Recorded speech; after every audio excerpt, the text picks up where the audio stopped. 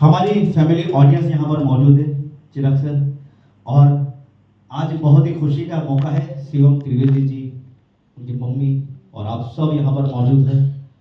आप सब हमारे मेहमान नहीं, फैमिली मेंबर्स हो, और जो आप सब अपना अपना कीमती समय निकालकर ये खूबसूरत प्रोग्राम की आन बान शान बने हो, आप सबकी ढेर सारी गॉड ब्लेसिंग हमको मिलने वाली है, शिवम त्रिवेदी जी को मिलने वाली है। और ऐसे तो आप सबकी दुआओं से गॉड गिफ्ट है, क्योंकि ये लता मंगेशकर जी को भगवान की तरह पूजते हैं, तब जाकर माँ सरस्वती के आशीर्वाद से उनको गॉड गिफ्ट मिली है, उनको एक प्यारी सी आवाज मिली है। लता मंगेशकर जी की सुरीली प्यारी सी आवाज इनके गले में बसी है, और आप सबका आशीर्वाद ऐसे ही, आपका सब स्नेह प्यार ऐसा ही बना रहे। लेकिन मैं चाहूंगा कि इस खुशी के मौके पर चिराग भाई शाह खजाना कुछ कहे 2 शब्द में। हाँ प्लीज, बिल्कुल।